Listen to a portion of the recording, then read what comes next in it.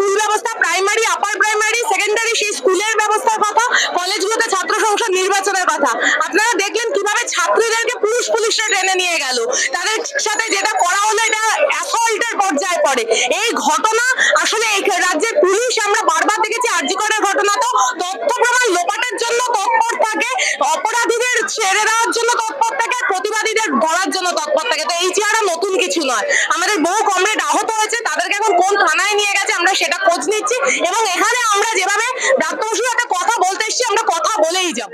আজকে যে এই অভিযান কেন? শিক্ষাক্ষেত্রকে বাঁচানোর জন্য এসএফআই এর অভিযান, শান্তিপূর্ণ অভিযান। বিকাশ ভবনে শিক্ষামন্ত্রী কথা বলতে পারতেন, ছাত্র নেতাদের সাথে কথা বলতে পারতেন। তারা কেউ আমার অ্যাটেন্ডেন্স নেই তাও আমাকে পাশ করিয়ে দিন, বা আমার একটা বেআইনি চাকরি করিয়ে দিন, এই দাবি নিয়ে এসএফআই নেতারা যায় না। এসএফআই নেতারা যায় রাজ্যে স্কুলগুলো বন্ধ কেন, নিয়োগে বেনিয়ম কেন, শিক্ষক নেই কেন, লেখাপড়ার খরচ বাড়ছে কেন, এই কথাগুলো বলতে। শিক্ষামন্ত্রীর উচিত ছিল কথা শোনা, তা না করে তিনি লাঠিচার্জ করিয়েছেন।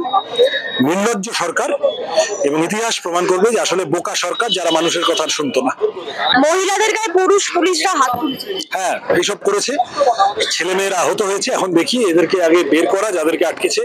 এসএফআই এর সাধারণ সম্পাদক মার খেয়েছে, এসএফআই এর রাজ্য সম্পাদক সভাপতি, তারা সব আটক হয়েছে, আহত হয়েছে অনেক কমরেড, তাদের মধ্যে মেয়েরাও আছে। আমি এটা পুরোটা আমরা আজকে সবকটা থানা ঘুরে আমি একটা চেহারা বুঝতে পারবো।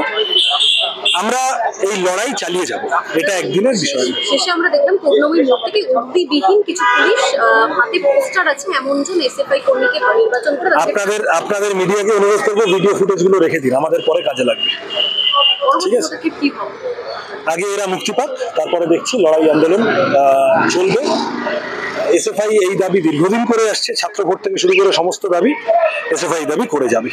ঠিক আছে, সম্মান দেওয়া নিয়ে তুঙ্গে রাজনৈতিক যথার্থ পদ্মতে স্ত্রী লেগেছে, পদ্ম ফুলের স্ত্রী লেগেছে। নতুন স্ত্রী হচ্ছে কার্তিক মহারাজ। কঙ্গনা রাউত কি দোষ করলেন আমরা জানি না। কার্তিক মহারাজ তার যোগ্যই পুরস্কার পেয়েছেন মালদা মুর্শিদাবাদ জুড়ে, বিশেষ করে মুর্শিদাবাদে হিন্দু মুসলমান দাঙ্গা লাগানো, মানুষে বিভেদ ঘটানো, পশ্চিমবঙ্গের রাজনীতিতে বাবরি মসজিদ হবে না রাম মন্দির হবে এই ইস্যুতে তোলপাড় করা, শিক্ষার ইস্যুতে ঘুরিয়ে দেয়া, এই কারণেই ওনাকে পুরস্কৃত করা হয়েছে, যে কারণে মোহাম্মদ সেলিমকে হারানো হয়েছে।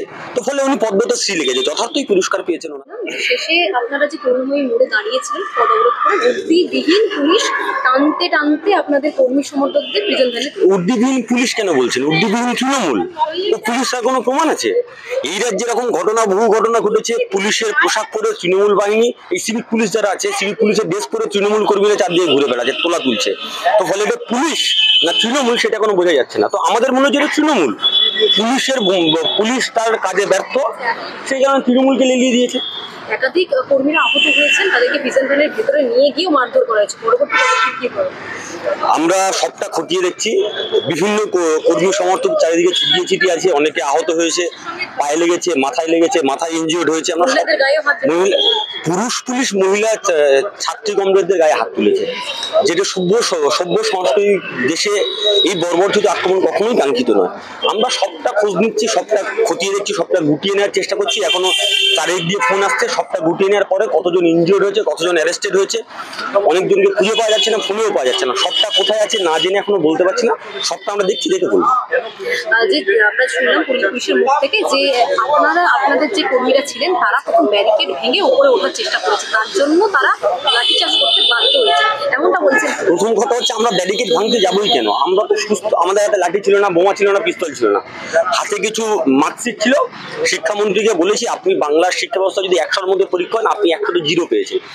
8,500 স্কুল বন্ধ হয়ে গেছে, মাধ্যমিক পরীক্ষার্থী কমে গেছে, মিড ডে মিল থেকে পিএইচডি পর্যন্ত সর্বস্তরে শিক্ষার দুর্নীতি হচ্ছে। আপনি এই পদে বসে থাকার যোগ্যতা আপনার নেই। আপনি আমাদের কথা শুনুন, কথা বলুন আমাদের সঙ্গে। আমরা তো কথা বলতে এসেছিলাম, হঠাৎ পুলিশ ব্যারিকেড করলো কেন? যে পুলিশ অনুব্রত মন্ডলের টাকা গ্রিন করিডোর করে কলকাতাতে নিয়ে আসে, যে পুলিশ অভিষেক ব্যানার্জির কয়লা পাচারের টাকা গ্রিন করিডোর করে কলকাতাতে নিয়ে আসে, সেই পুলিশ হঠাৎ করে ছাত্রদের আটকানোর পর কেন? যে করা যেত না 5 জন ছাত্র প্রতিনিধিকে নিয়ে প্রাত্যভূষণে কথা বলতে? উনি কথা বললেন না কেন? অবশ্যই প্রশাসন আতঙ্কিত হচ্ছে। প্রশাসন তো এখন এসএফআই এর নাম দেখলেই আতঙ্কিত হচ্ছে, এবং উপর থেকে ইনস্ট্রাকশন আছে, উপর থেকে নির্দেশ আছে এসএফআই কে রাস্তায় দেখলে তুলতে হবে। তার জন্য মহিলা কর্মীদের গায়ে হাত দেওয়ার হলেও হাত দিতে হবে, মারধর করলেও মারধর করতে হবে। আপনাদের মাধ্যমে আমরা ভিডিওতে দেখছি ছাত্রী কমরেড বারবার করে বলছে মারবেন না। আমাদের এসএফআই জেনারেল সেক্রেটারি আক্রান্ত হয়েছে, পায়ে লেগেছে, পায়ে চোট হয়েছে। হ্যাঁ, তো ফলে এটি কি আমরা এর শেষ দিকে ছাড়বো। শিক্ষামন্ত্রী আজকের শিক্ষামন্ত্রী এখানে সবসময় শিক্ষামন্ত্রী থাকবেন না, ফলে হয়তো এই রায় এই আদালত হয়তো এখন ওনাদের পক্ষে যাচ্ছেন, পুলিশ ওনাদের পক্ষে যাচ্ছেন, কিন্তু জনগণের আদালতে যেদিন বিচার হবে সেদিন জনগণই শেষ কথা বলবে। জনগণের আদালতে বিচার হবে আচ্ছা, সোশ্যাল মিডিয়াতে কদিন ধরে দেখছি একটা শিক্ষক দেখা যাচ্ছে যে কাঁদছে, ছাত্র নেই স্কুলে, কি বলবো? এইটা তো আমাদের এসএফআই তো এটাই দাবি ছিল, গোটা পশ্চিমবঙ্গের শিক্ষার বেহাল দশা। 8,500 স্কুলে উঠে যাচ্ছে, বন্ধ হয়ে যাচ্ছে। সরকার বলছে দুটো স্কুলকে একসঙ্গে জয়েন করে দেবে। স্কুলে কোথাও ছাত্র আছে, শিক্ষক নেই, কোথাও শিক্ষক আছে, ছাত্র নেই। একটা স্কুলে একজন শিক্ষক, তিনি ঘন্টা বানান, তিনি দরজা খোলেন, তিনি হেডমাস্টার, তিনি সব। তো ফলে আমরা তো চাই পশ্চিমবঙ্গের শিক্ষা ব্যবস্থা বেঁচে থাকুক। প্রতি বছর মাধ্যমিক পরীক্ষার্থী যেভাবে কমে যাচ্ছে, আমরা তো বারবার করে বলছি যে এটা একটা খারাপ দিকে আমাদের রাজ্যকে নিয়ে যাওয়া হচ্ছে। অবিলম্বে আপনি শিক্ষামন্ত্রী হিসেবে আপনার দায়িত্ব, আপনার কর্তব্য, এই বিষয়ে আপনি ইন্টারফারেন্স করুন। আমরা তো সেই নিয়েই কথা বলতে এসেছিলাম। এটা তো আমি সৃজন যখন এসএফআই সম্পাদক সভাপতি ছিলাম, তখন থেকে 2017 সাল 18 সালে আমাদের আগের নেতারাও এটা কন্টিনিউ আমরা বলে আসছি যে শিক্ষার অবস্থা খুব খারাপ, স্কুলগুলোর অবস্থা খুব খারাপ, এগুলোকে বাঁচানোর চেষ্টা করুন। আরে আপনি তৃণমূল করেন কি সিপিএম করে কি বিজেপি করে কি কংগ্রেস করে, রাজনীতি করা সারা বছরও সুযোগ থাকবে, কিন্তু যদি শিক্ষা ব্যবস্থা ভেঙে যায়, একটা জেনারেশন যদি শেষ হয়ে যায়, আপনি জেনারেশনকে বাঁচাতে পারবেন না। তাই জেনারেশন বাঁচানোর লড়াই আমরা সেই কারণেই বলতে এসেছি, আমরা আবেদন করতে এসেছিলাম, উনি আমাদের আবেদন শোনেননি। ঠিক আছে, এর জবাব রাস্তাতেই দেওয়া হবে।